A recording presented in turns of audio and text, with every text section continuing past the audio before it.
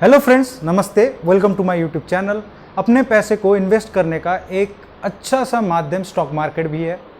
बहुत सारे लोग हमारे स्टॉक मार्केट में इन्वेस्ट करते हैं, पर स्टॉक मार्केट में इन्वेस्ट करते हुए कुछ चीज़ें हमें ध्यान रखनी होती है और उसमें से एक इम्पोर्टेंट एस्पेक्ट इनकम टैक्स का भी आता है कि मैं इतना कमाऊंगा तो मुझे क्या टैक्स पे करना पड़ेगा, स्टॉक मार्केट में इन्वेस्ट करने के बाद कितना टैक्स पे करना पड़ेगा, क्या क्या उसके कंप्लायंसेस हैं, क्या इनकम टैक्स में मेरा कितना पैसा कट के चला जाएगा, ये सारी जानकारी आपको होनी ज़रूरी है।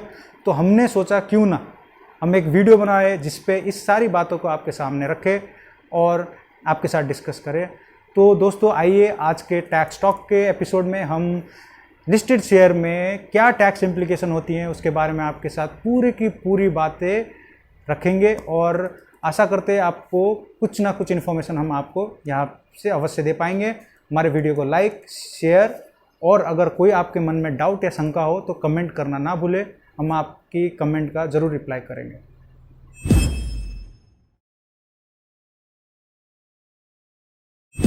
तो दोस्तों आगे बढ़ने से पहले कुछ बेसिक अंडरस्टैंडिंग ले लेते हैं। जब आप शेयर में इन्वेस्ट करते हैं तो आपको दो तरीके की इनकम मिलती है, पहला डिविडेंड और दूसरा आपका कैपिटल गेन। जब किसी भी कंपनी का आप शेयर खरीदते हैं और कंपनी साल भर में प्रॉफिट बनाती है तो वो प्रॉफिट का सर्टेन हिस्सा आपको देती है और उसको ही हम डिविडेंड बोलते हैं। और आपने आज मानिए अगर 100 रुपये का कोई शेयर खरीदा है और मानिए 1 साल बाद आपने उस शेयर को बेच दिया, 110 रुपये में बेचा, तो फिर वो दो बीच में जो मार्जिन 10 रुपये का आता है उसको कैपिटल गेन कहा जाता है। और अगर उसमें आपने उसको 90 रुपये में बेचा तो फिर जो 10 रुपये का मार्जिन आ रहा है यहाँ पे लॉस हुआ है तो उसको कैपिटल लॉस बोला जाता है। तो दोस्तों अब हम कैपिटल गेन और लॉस के बारे में बात करते हैं। तो कैपिटल गेन या लॉस दो किस्म के होते हैं, एक होता है शॉर्ट टर्म कैपिटल गेन और दूसरा होता है लॉन्ग टर्म कैपिटल गेन। ऐसे ही करके शॉर्ट टर्म कैपिटल लॉस और लॉन्ग टर्म कैपिटल लॉस। अब जो मैंने कमाया है या मैंने गवाया है वो लॉन्ग टर्म है या शॉर्ट टर्म है, इसको पता करने का क्या तरीका है भाई? तो इसका एक सिंपल सा तरीका है 12 महीने। तो सरकार कहती है कि अगर आपने शेयर परचेज करने के 12 महीने के अंदर अंदर आपने शेयर सेल कर दिए तो जो भी गेन या लॉस होता है आपको वो शॉर्ट टर्म हो जाता है। और अगर आपने 12 महीने के बाद उसको सेल किया तो जो भी गेन और लॉस होता है वो आपके लिए लॉन्ग टर्म कैपिटल गेन या लॉस हो जाता है। अब हम बात करते हैं कि जो तीन चीजें हमने आपके सामने रखी, dividend, short term capital gain या लॉस या लॉन्ग टर्म कैपिटल गेन या लॉस, इसमें टैक्स का क्या इंप्लीकेशन होता है, क्या क्या चीजें होती है। तो सबसे पहले डिविडेंड के बारे में बात करते हैं। तो डिविडेंड के बारे में बात करने से पहले आपको एक डेट को याद रखना पड़ेगा, वो है 31 मार्च 2020।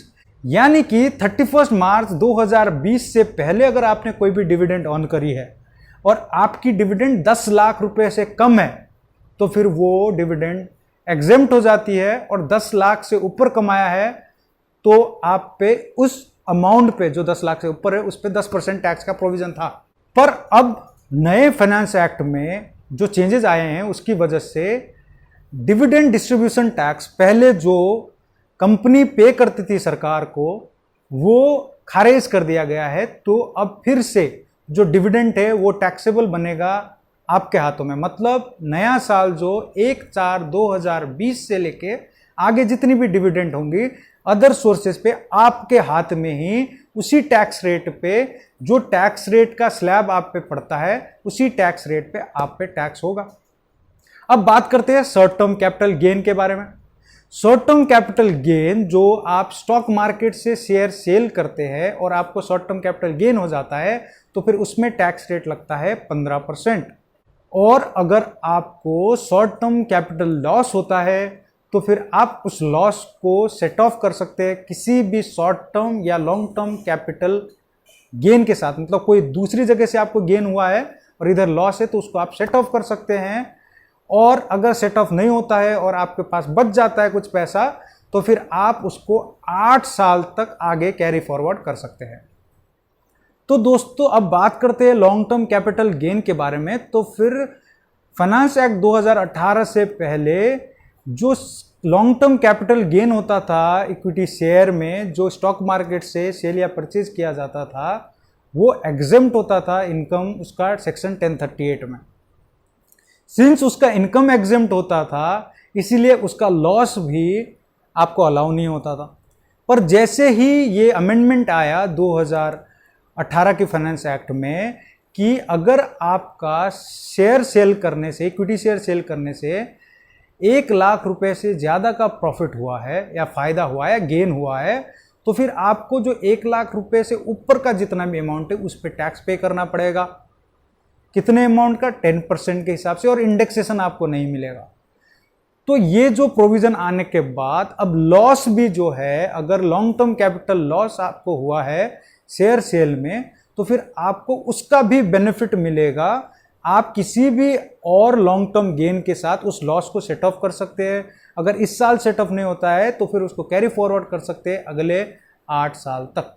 तो दोस्तों ये सारी जानकारी थी आपकी शेयर से रिलेटेड, इक्विटी शेयर से रिलेटेड, जो स्टॉक मार्केट में सेल परचेज आप करते हैं। आशा करता हूँ आपको मैं कुछ नॉलेज दे पाया जिससे आपकी ट्रेडिंग में या फिर आपके प्लानिंग करते हुए, इन्वेस्ट करते हुए आपको फ़ायदा होगा। और जाते जाते दोस्तों मैं आपको बता दूं कि फाइनेंशियल ईयर 18-19 का इनकम टैक्स रिटर्न फाइल करने का लास्ट डेट आपका 30 जून 2020 है, जो बिलेटेड रिटर्न फाइल करने का डेट है। इसके बाद फिर आपको रिटर्न फाइल करने में काफ़ी मुश्किलें आएंगी। इसीलिए अगर आपने रिटर्न फाइल नहीं करी है तो आप अपने रिटर्न फाइल कर लीजिए। और फाइनेंशियल ईयर 19-20 की भी ITR 1 और ITR 4 ई फाइलिंग के लिए पोर्टल पे आ चुकी है। तो अगर आप उसकी भी रिटर्न फाइल करना चाहते हैं तो आप रिटर्न फाइल कर सकते हैं। नई नई जानकारी और अपडेट्स के लिए हमारे चैनल को सब्सक्राइब करना ना भूलें। मिलते हैं अगले वीडियो में। नमस्ते।